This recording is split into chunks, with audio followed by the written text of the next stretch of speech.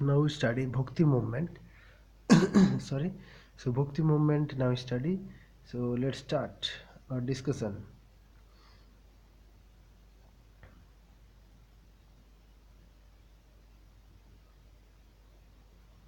Just open now.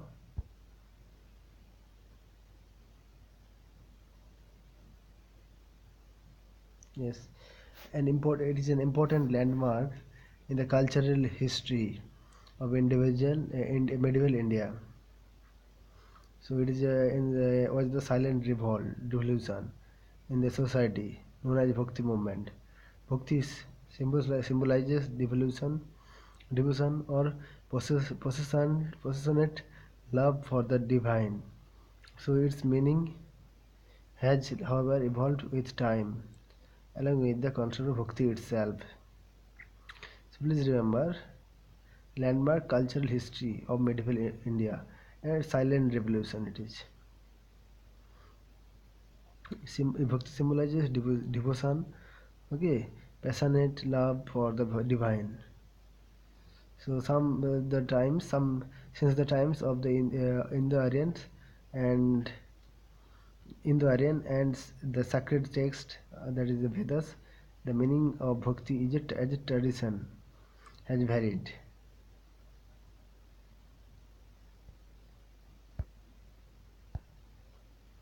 Okay, so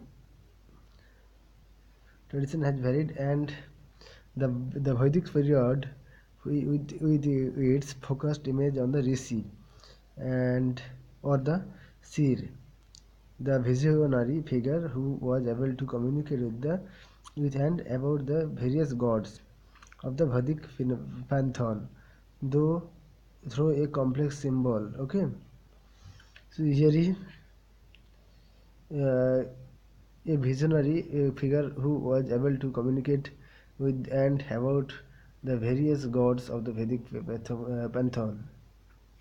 Though a complex system of rituals, moksha could be attained through the precise performance of these rituals. And moksha mainly, you can see in this time, a precise performance of this ritual did contain the seeds of the bhakti movement, but it was clearly not the true depiction. This the process of adoration of personal gods started during the course of the 6th century BCE. So it is mainly started in the 6th century BC with the rise of heterodox movement of the Buddhism and Jainism. This time it is mainly started, please remember, and it is very very important. Buddhism and the Jainism time it is started during this time, and for instance Mahayana Buddhism, under Mahayana Buddhism, the worship of Buddha started in his Avalokita. Okay, form the worship of Vishnu too started around the same time. The worship of Vishnu too started around the same time, which was popularized to a great extent by Gupta kings. The worship of Vishnu who started around the same time, which was popularized to a great extent by Gupta kings, who supported the pantheon of gods Vishnu, the cosmic king, Shiva, the great yogi and ascetic, and his feminine counterpart Shakti. Vishnu, the cosmic king, okay, Shiva, the greatest yogi, ascetic, and his feminine counterpart Shakti, or divine energy. Though the worship of divine images, puja and Puranas, mythological composition about the god.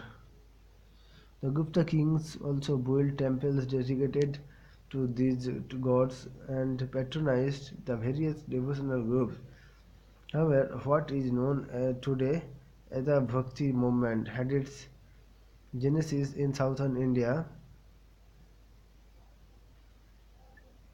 genesis in southern India in the 7th and 12th century.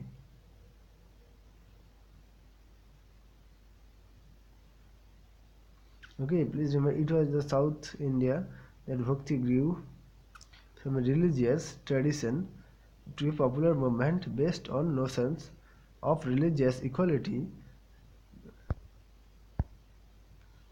However, what is known as today Bhakti movement had its genesis in South India. In the 7th and 12th century CE, it was in South India that Bhakti grew from a religious tradition to a popular movement based on notions of religious equality and broad-based social participation. It is characterized by the writings of its saints, the Saivhet, Noyanars, and the Vinayat Ayvars. So please remember the poses of the adoration of the personal gods. You can see. Okay, you can see. Okay, Bhakti means devotion of passionate love for the divine. We study. So it is important. So a visionary figure who was able to communicate with the written about the various gods of the Vedic pantheon. With a complex system of ritual, moksha could be attained through the precise. So here he, so the process of adoration of the personal god started during the course of 6th century BC. The rise of heterodox movements of Buddhism and Jainism. For instance, under Mahayana Buddhism, the worship of Buddha started the Avalokita form. The worship of Vishnu too started around the same time.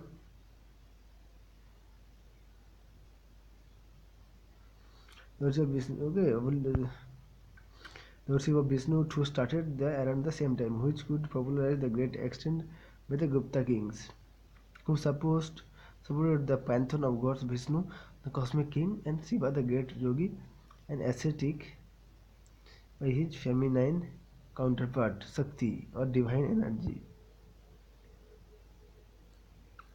Okay, Shakti. So please remember 6th century BCE, heterodox movements and Buddhism and Jainism, worship of Buddha, worship of Vishnu. Worship of Buddha started Avalokita, Vishnu, same time popularized, extended by the Gupta king. Vishnu the cosmic king, Shiva the great yogi. Here is Shakti or divine energy. So divine images, puja, Puranas, mythological components about the gods. The Gupta kings also built temples dedicated to gods, patronized various devotional groups. So what is known as Bhakti movement had its genesis in southern India, 7th and 12th century CE. So it was in South India that Bhakti grew from religious tradition to a popular movement based on notions of religious equality and broad-based social participation. It is characterized by the writing of its poet saints, the Saivite Nayanars, and the Vaishnavite Alvars. It is characterized by writing of the poets saints, the Saivite Nayanars, and Vaishnavite Alvars, who preached the Bhakti cult under the Pandava Pandas and the Cholas. They disregard the austerities preached by the Jains and Buddhas. They preached the Bhakti cult under the Pallavas, and the Cholas. PPC. Okay, Pallava, Pandya, and Cholas. They disregard the austerities preached by the Jains and Buddhists and preached that personal devotion to God was only means of salvation. They disregarded the austerities preached by the Jains and the Buddhists.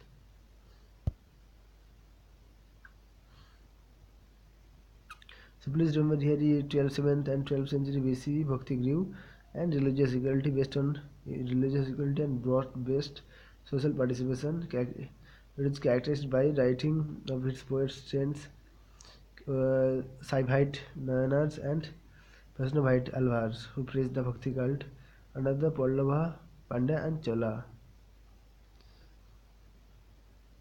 Please remember, this is important. And Bhakti cult under Pallava, Pandya, and Chola.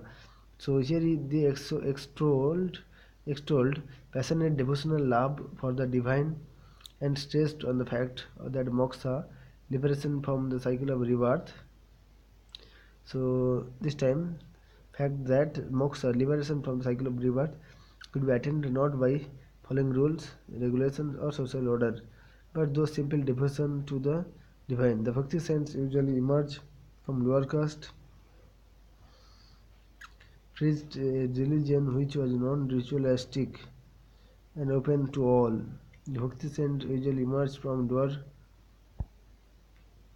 The bhakti saint usually emerged from lower caste, preached a religion which was non-ritualistic and open to all, without any distinction of caste, creed, encouraged women, and joined the gatherings and taught into the local vernacular languages.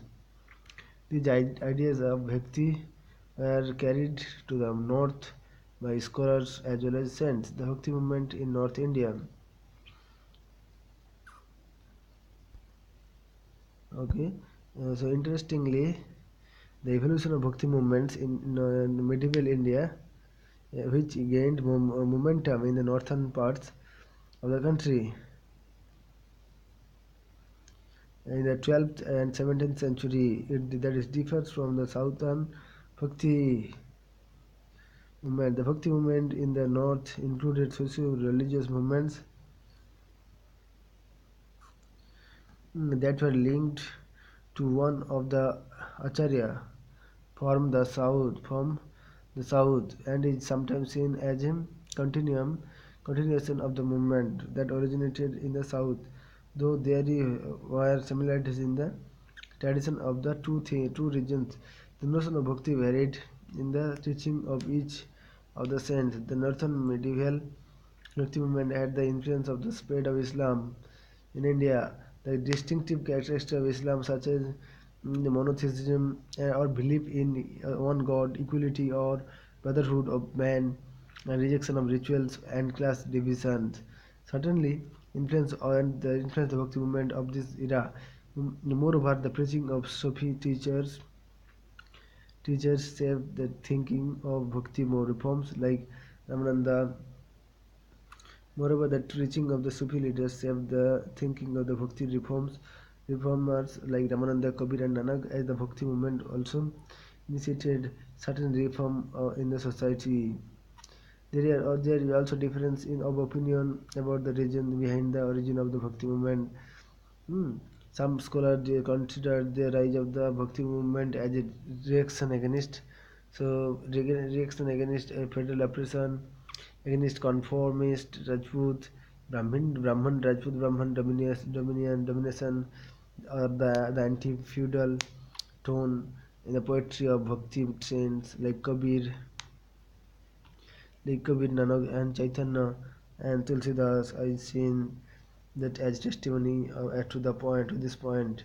However, some scholars feel that the socio-economic changes in the early medieval period provided the necessary background reasons for the emergence of this movement. According to them, during 13th and 14th century, the demand for the manufactured goods, luxuries and other artisanal goods increased, leading to a movement of artisans into the cities. The movement gained support from these classes of the society as these groups are classified with the low status accorded to them with Brahmanical systems, and hence they turned towards bhakti since it focused on equality, though there is no single opinion that about the origins of the bhakti movement. There is an anonymity of thought over the fact that Bhakti movement focused on the message of equality and devotional surrender to a personally conceived supreme God. The Bhakti movement is also divided into two different ideological streams of Saguna, those poet saints who composed verses, verses extolling of God with attributes of form, and nirguna, those extolling God without and beyond all attributes to or form. For instance, the bhaktis like Tulsidas upheld the caste system and the supremacy of the Brahmins, and preached a religion of surrender and simple faith in a personal God, having a strong commitment towards the idol worship. On the other hand, the Nirguna bhaktas like Kabir rejected the Varnasrama and all conventions based on the caste distinction. They championed new values, helping the emergence of new groups of unorthodox or Protestant sect. The Nirguna Bhaktas of the are also known as monolithistic Bhakti saints, who gave more importance to the personal experience of Bhakti saints with God. They reject the authority of the Brahmanas, and attack the caste system and the practice of idolatry. So we discuss it now. So Nirguna Bhakatas also known as monolithistic Bhakti. Okay, who gave more importance to the personal experience of the Bhakti saints of God. They rejected the authority of the Brahmins and attacked the caste system and the practice of idolatry. All of them were influenced by the Vaishnava concept of bhakti. The Nathpanthi movement and Sufism, and their ideas seem to be a synthesis of the three traditions, though they had adopted the notion of bhakti from Vaishnavism. They gave it a nirguna orientation. They called their god using different names and titles, but their god was incarnate, formless.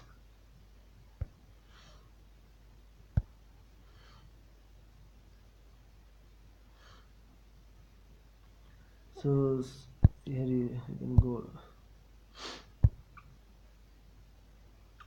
Okay, they explored passionate devotional love for the divine and stressed on the factor that moksha, liberation from the cycle of rebirth, and simple devotion to the divine. The Bhakti saints usually emerge from low caste, faced a religion which was non-ritualistic and open to all, without any distinction of caste and or creed, encouraged women to join in the gatherings and taught in the local vernacular languages. These ideas of bhakti were carried on to the north by scholars as well as saints.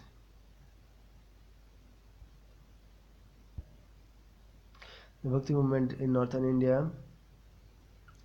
Okay, the evolution of bhakti movements in northern India, 12th and 17th century CE, differs from the south bhakti movements.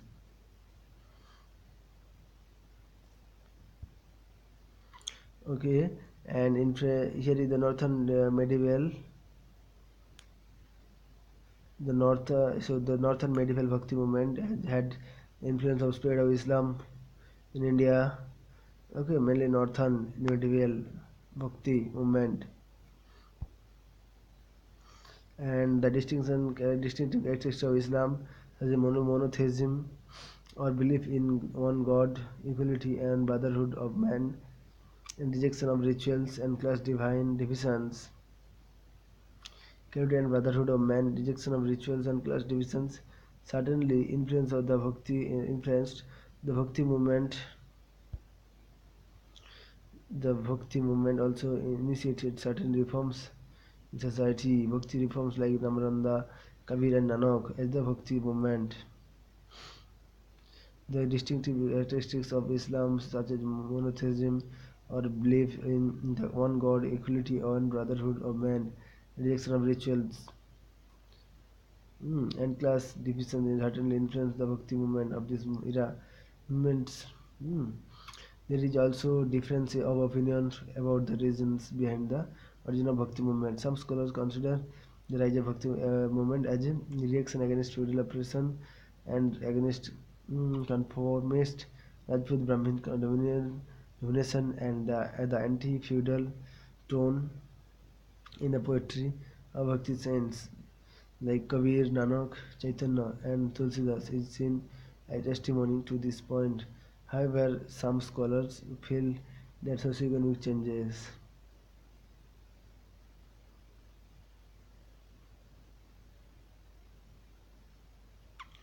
Okay, and however, some scholars have a socioeconomic change.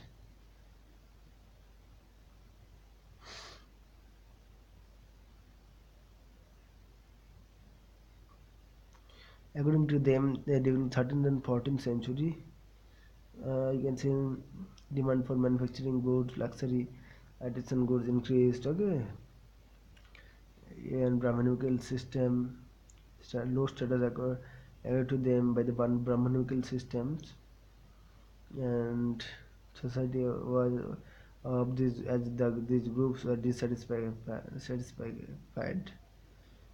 So there is no single opinion about the origin of the Bhakti movement. There is anonymity of thought about the fact that the Bhakti movement focused on the message of equality and devotion in surrender to a personally conceived supreme God. The Bhakti movement was also defined into two different ideologies, James and Sagna, who composed verses extolling a God of attributes or form, Nirguna, those extolling gods without the or any beyond all attribute or form. Saguna, the poet saints, those poet saints who composed verses, Saguna, who composed verses extolling a god with attributes or form. Nirguna, those extolling God without and beyond all attributes or form. For instance, the Saguna Bhaktyas and like Tulsidas upheld the caste system and the supremacy of the Brahmans, and preached a religion of surrender and simple faith in a personal God, having a strong commitment towards the ideal worship. On the other hand, the Nirguna Bhaktas like Kabir rejected the Varnasrama.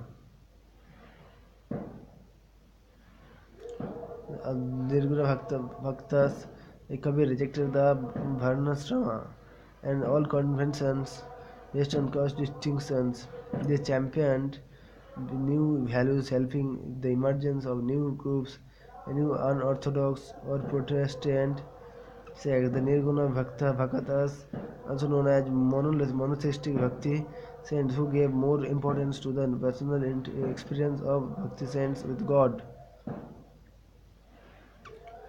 The Nirguna Bhaktas are also known as monotheistic Bhakti saints. Please remember, Nirguna Bhaktas like Kabir rejected the Varnashrama, who gave the important Nirguna, gave the importance of to the personal experience of Bhakti saints with God. They reject the authority of the Brahmans and attacked the caste system and the practice of idolatry. All of them were influenced by the Vaishnava instead of Bhakti. Then Nathpanthi movement and Sufism and their ideas seem to be a synthesis of the three traditions, though they had adapted the notion of bhakti from Vaishnavism. They had adapted the notion of bhakti from Vaishnavism. They gave it a nirguna orientation.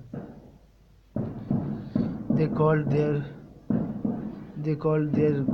god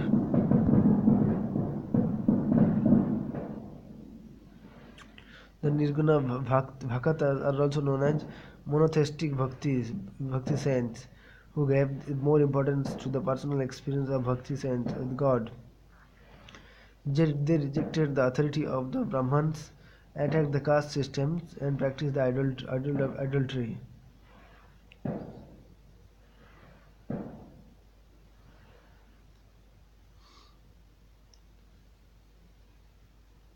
They rejected the authority of the Brahmins and attacked the caste system and practiced of idolatry. All of them were influenced by the Vaishnava concept of bhakti, the Nathpanthi movement, and Sufism, and their ideas seem to be a synthesis of the three traditions, though they had adapted the notion of bhakti from Vaishnavism, and they gave it a nirguna orientation. They called their god using different names and titles, but their God was non-incarnate, formless, eternal, and ineffable. The monotheistic poet saints were also aware of each other's teaching and influence. So they reject the authority of Brahmins and attacked caste system. All of them influenced the Vaishnava, consider Bhakti, then the Nathpanthi movement and Sufism, and their ideas seem to be synthesis three traditions. Though they had adapted the notion of Bhakti and Vaishnavism from Vaishnavism. They gave it a Nirguna orientation. They called their God using different names and titles, but their God was non-incarnate, formless, eternal, and ineffable. Please remember, this line is very, very important. Okay, so they adapted in the notion of the bhakti from Vaishnava. They gave it a nirguna orientation. They called their god using different names and titles, but their god was non-incarnate, formless, eternal, and ineffable. The monolithic poets saints were also aware about each other's teaching and influenced their verses they frequently mentioned each other and their predecessors in a manner suggesting the ideological affinity among them.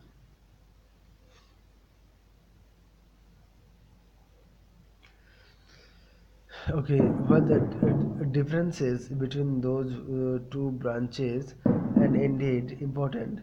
Their overreaching similarities cannot be minimized. Both focused on singular devotional mystical love for God and had a particular focus on a personal relationship with the divine. Both were highly critical of ritual observances. Okay, so singular division, mystical love, and for God, both were highly critical of ritual observances maintained and fostered by the Brahmins priesthood. In fact, many poets, saints, especially in northern areas, were themselves the lower caste lineage. Highly critical and ritual observances both were maintained and fostered by the Brahmins priesthood. Okay, another commonality was their usage of the vernacular and regional languages of the masses as opposed to the sacred languages elite priesthood.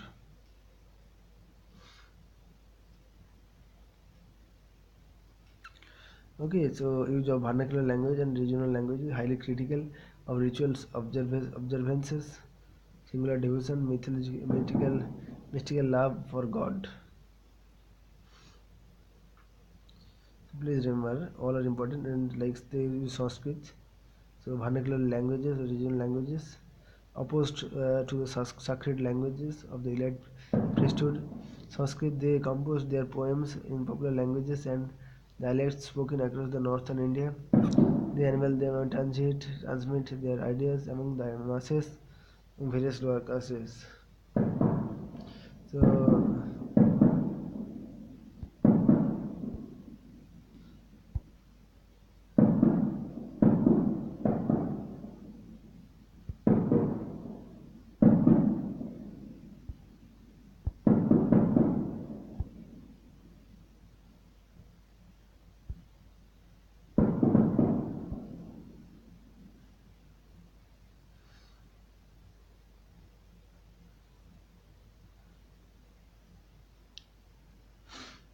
Similarities cannot be minimized.